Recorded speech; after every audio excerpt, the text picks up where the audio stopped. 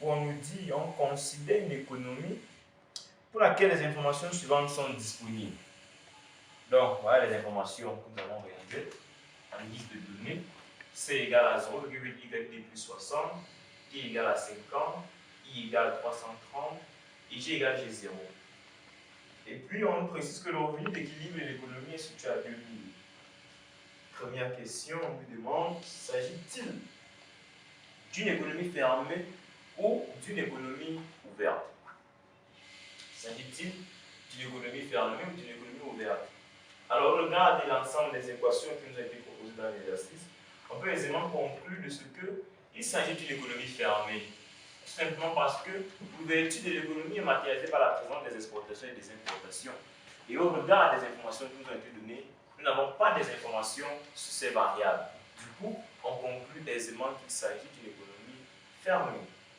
Et la deuxième question nous dit quels sont les avantages et les inconvénients associés à cette économie. C'est-à-dire, lorsque l'économie est fermée, quels peuvent être les avantages ou alors quels sont les inconvénients. Alors, en guise d'avantage d'une économie fermée, on peut dire ici que lorsque l'économie est fermée, l'avantage que l'on peut tirer de ce système est en fait, on pourrait assister à une promotion de la production locale.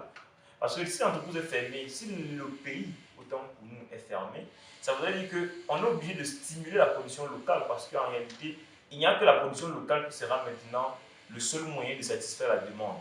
Donc, on pourra assister à une promotion de la production locale, également un encouragement à la consommation des produits locaux. Étant donné que l'économie est fermée, on ne pourrait pas avoir les produits sur le marché local qui viennent d'ailleurs.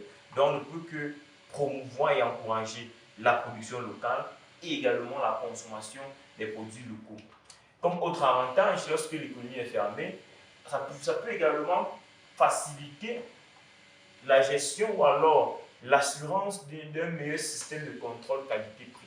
C'est-à-dire que lorsque les produits sont produits, si on va dire ça comme ça, l'État peut facilement assurer le contrôle qualité-produit, qualité-prix.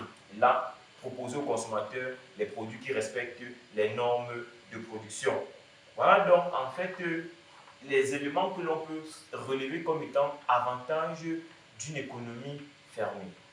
Et pour ce qui est donc d'inconvénients de l'économie fermée, c'est que lorsque l'économie est fermée en guise d'inconvénient, on ne pourrait pas facilement satisfaire la demande locale dans la mesure où la production est inférieure à la demande. C'est-à-dire, en économie fermée, si la demande est très forte, on ne pourrait pas la satisfaire parce qu'on n'est pas ouvert à l'extérieur. Donc, c'est un inconvénient. Donc, lorsque l'économie est ouverte, ça permet que lorsque la demande est forte, on peut facilement importer le supplément de production que nous n'avons pas pour satisfaire la demande locale. Donc, comme inconvénient de l'économie fermée, ce sera donc l'incapacité à pouvoir, en réalité, répondre à la demande excédentaire qui n'a pas été absorbée par la production locale. Un autre inconvénient encore qu'on pourra avoir de l'économie fermée, c'est que lorsque nous sommes en économie fermée, on ne peut pas échanger avec le reste du monde. Cela voudrait dire qu'on ne peut pas vendre nos produits à l'extérieur, tout comme on ne peut pas également importer les produits de l'extérieur pour notre pays. Donc on ne peut pas observer par exemple un transfert de capitaux ou un transfert de connaissances ou un transfert de technologie du fait que l'économie est fermée. Et ça, ce sont des inconvénients. Donc, petit 3, maintenant, on dit écrit l'équation d'équilibre sur le marché des biens et services. Donc, équation d'équilibre sur le marché des biens et services, nous procédons ici par la méthode offre globale égale à la demande globale. L'économie étant fermée, il y a 3 secteurs, la relation d'équilibre sera tout simplement matérialisée par Y égale à C plus I plus E, G. Ce qui permet d'avoir Y égale C0 plus petit c facteur de Y moins la taxe, parce que le revenu est indisponible et il est taxe prélevant les impôts. Ce sera Y moins la taxe, plus l'investissement, plus les dépenses gouvernementales. À partir d'ici, on multiplie seulement le petit c par ce qui est entre parenthèses. Ça permet d'avoir C0 plus petit c Y moins petit c T0 plus I0 plus G0. Donc, tous les éléments à Y vont traverser l'égalité pour se retrouver ici. On aura Y moins petit c égale donc C0 moins petit c plus 0 plus I0 plus G0. Et là, on permet d'avoir Y en facteur, ça va être 1 moins petit c facteur Y égale à C0 moins petit c plus 0 plus I0 plus G0. Et on tire le revenu d'équilibre en envoyant le 1 moins c divisé tout ce qui se trouve ici Ce qui permet d'avoir le revenu d'équilibre égal à 1 sur 1 moins C facteur de C0 moins petit CT0 plus 0 plus C0 et qui est dans la relation d'équilibre sur le marché des biens et services. À la quatrième question, on nous dit à combien doit s'élever les dépenses publiques pour atteindre le plein emploi?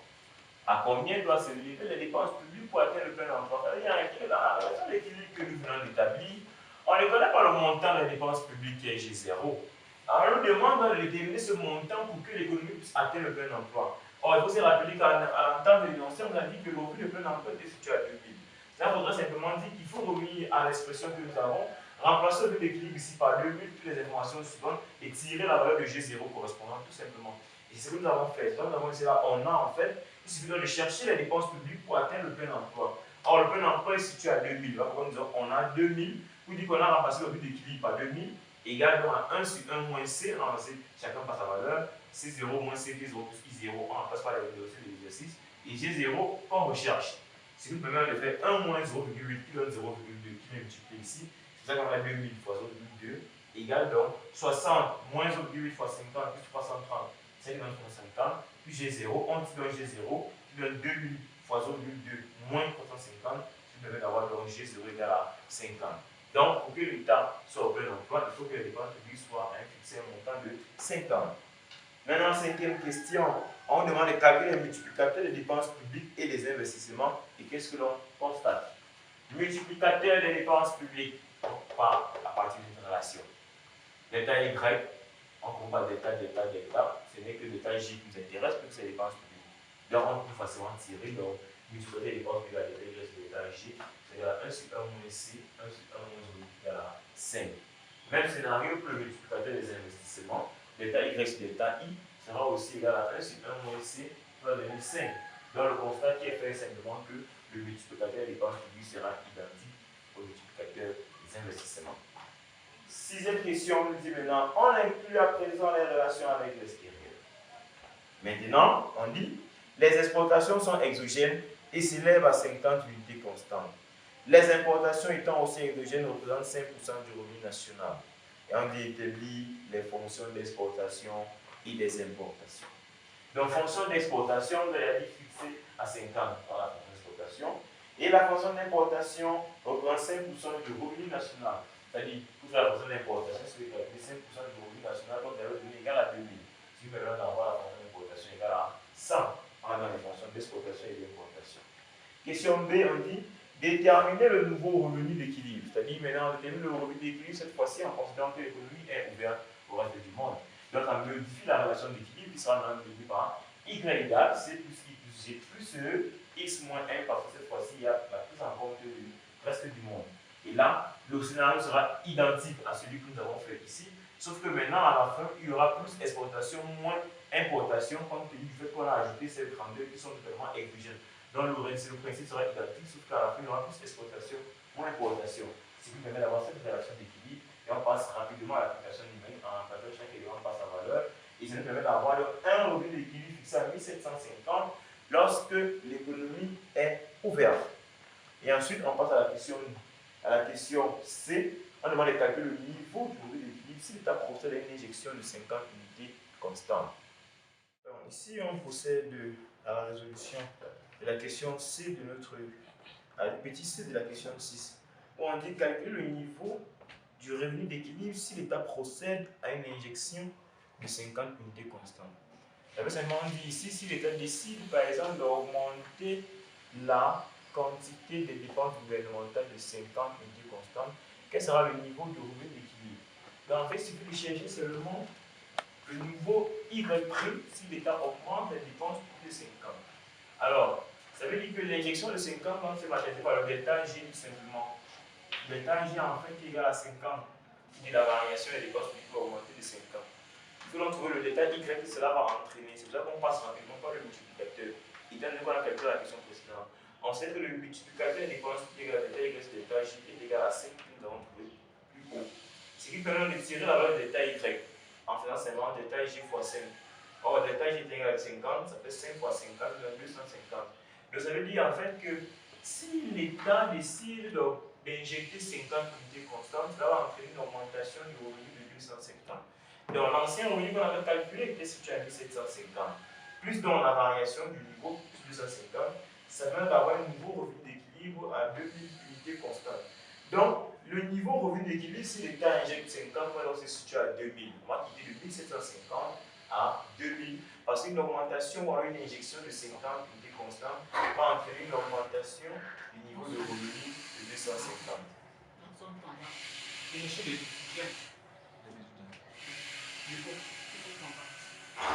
Maintenant, pour la question D, on nous dit quelle est la situation de la balance commerciale avant et après injection par l'État.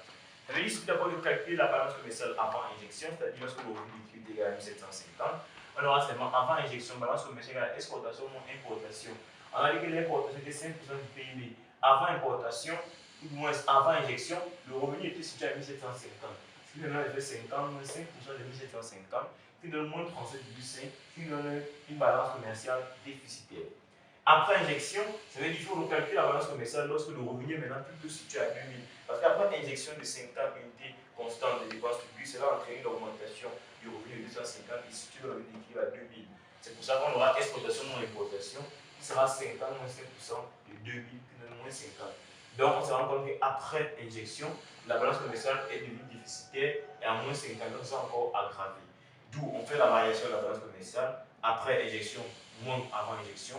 Donc moins 12,5, c'est que de comprendre qu'en fait, l'injection de 50 unités constantes de dépenses publiques par l'État a entraîné encore un creusement de la balance commerciale qui s'est encore dégradé de 12,5 unités constantes. Et c'est ainsi que nous mettons fin à cet exercice et nous mettons également fin à la séance du jour.